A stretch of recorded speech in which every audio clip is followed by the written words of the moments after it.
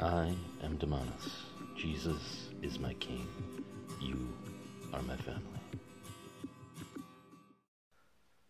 Hello, I am Damonous. Thank you for joining. I think I finally figured out a way to take down this scourge called Twitter. I want to get into what Project Veritas has revealed about Twitter through their undercover videos recently. But let's start with, why would you want to take down Twitter, right? Twitter's a great company, right? There's so many things that we can do now with Twitter. I think a lot of the goodwill really comes recently from 2011, 2010, the Arab Spring, right? There's a lot of good things in here. The Guardian article, Truth About Twitter, Facebook, and the uprisings in the Arab world. For example, here's from Tarak Mekki, an exiled Tunisian businessman. And he says, "It's amazing that we participated via the internet in ousting him," saying of a corrupt leader.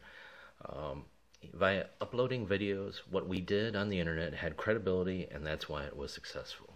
They wanted to close Facebook down in the first quarter of 2009, says Khaled Kuba, president of the Internet Society in Tunisia. But it was very difficult. So many people were using it that it appears that the regime backed off because they thought banning it might actually cause more problems than leaving it. But even in this article in 2011, and despite the claims of Tunisia being a Twitter revolution or inspired by WikiLeaks, neither played much of a part.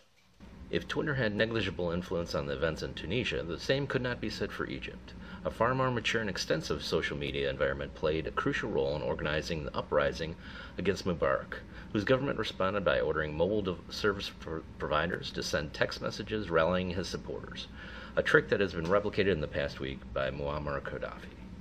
But even now, in hindsight, the Arab Spring, if we look on Wikipedia page, it's not deemed as successful either in the use of the social media, or I should say the social media was used successfully, but it wasn't so critical. It's not like people weren't planning for years to take down these governments anyway. But it's almost in some cases that the Arab Spring had a counter effect.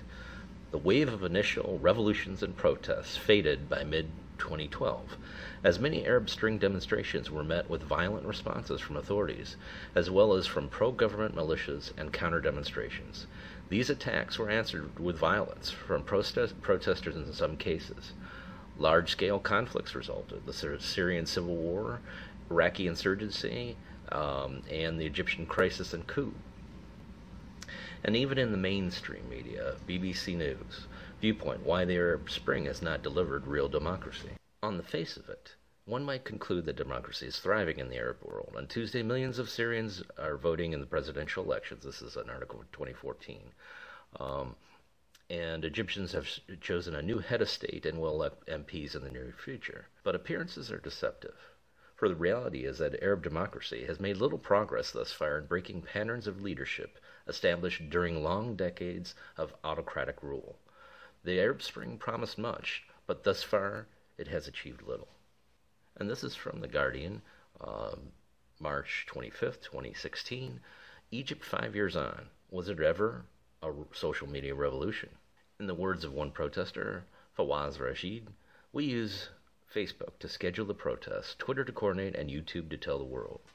But feelings of revolutionary success were short-lived as Mubarak's government was replaced by the equally repressive Muslim Brotherhood, before he was ousted by a military coup in July 2013.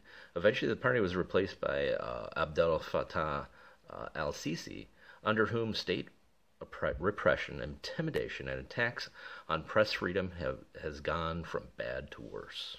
So I'm just setting this all up based on the idea of, are these social media platforms as benevolent and beneficial to society and humanity as they're purported to be? But maybe you're saying, "Hey, Damonous, that's old hat. The Arab Spring is quite some time ago, and, Twitter still is great for us every day." Well, here's the latest video from Project Veritas and their investigations into Twitter, their undercover investigations.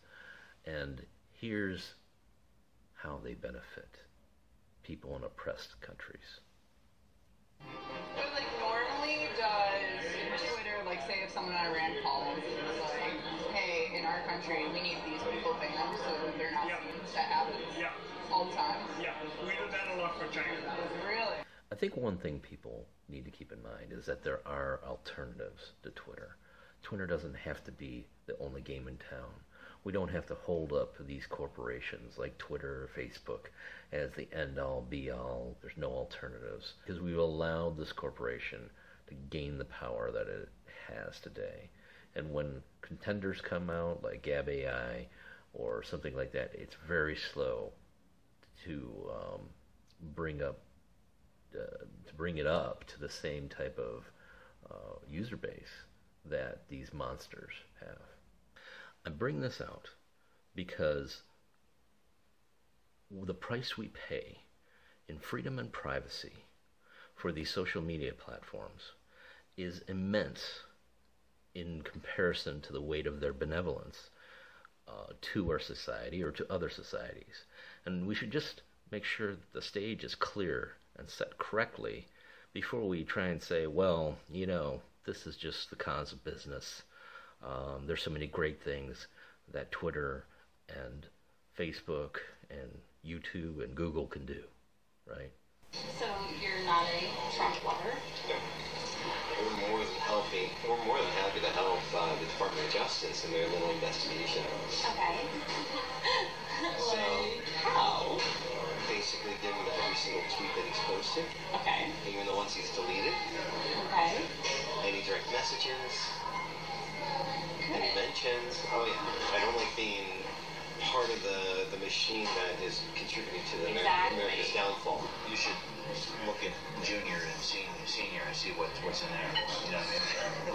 We can absolutely look at every single message, every single tweet, whatever you logged into, what profile pictures you upload, what profile pictures that you thought you were going to do. So, you know, whatever side of the political spectrum you're on, the thing here that's revealed is that they're able to see things that you thought you didn't upload, but actually are saved on their servers. And this is a key point that I'm going to get into, how we can take Twitter down.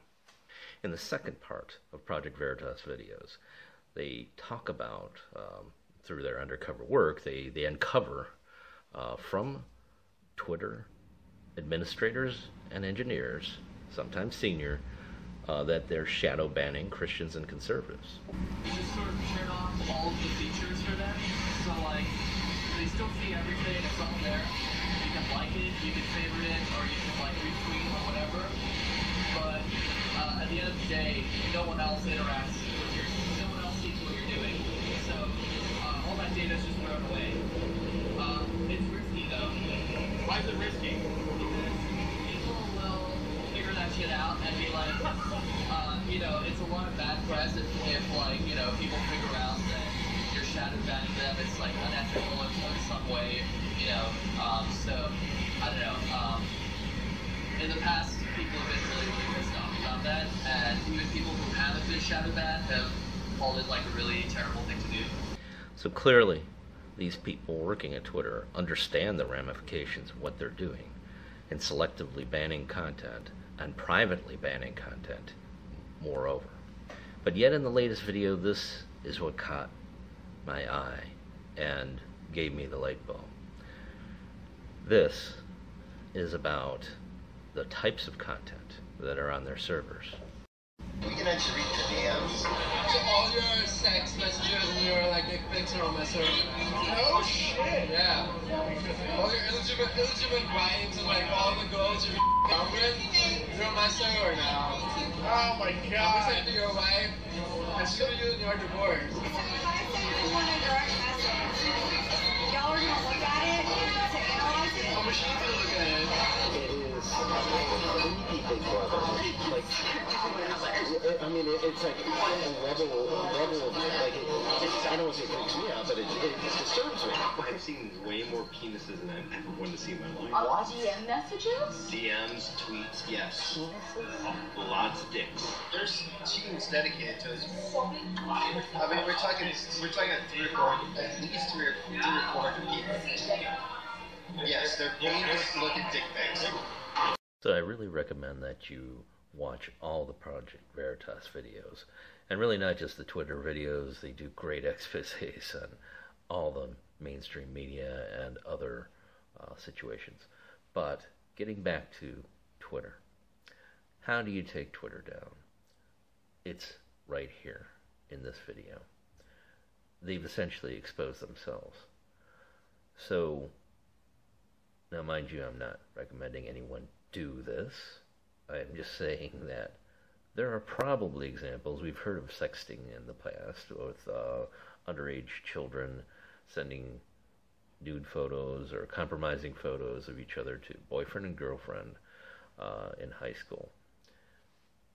I'm thinking there are probably examples of direct messages in Twitter where a boyfriend has sent a picture to his girlfriend or vice versa that is inappropriate and is underage pornography. Twitter clearly has no problem digging into people's direct messages and saving them all. And they have a team of 300 to 400 people employed to look at these messages. So they think it's funny talking about dick pics. Well, I'm sure there's probably at least one or more dick pic that is underage that they're getting paid to look at. So all that's needed is for a couple of these lawsuits, class action lawsuits, to hit Twitter right where it counts. Whatever they're doing by reviewing people's direct messages, whatever that team of 300 or 400 people is doing, which is probably either related to advertising or most likely, well, maybe not most likely, but also very highly likely, let's put it this way, to understanding who are against their political culture and how to eliminate them from their platform or how to minimize them from their platform. It's time, America, to use that against this vile and parasitic corporation. Thanks for watching. Please like this video and subscribe to this channel. Catch me on these alternate media sources.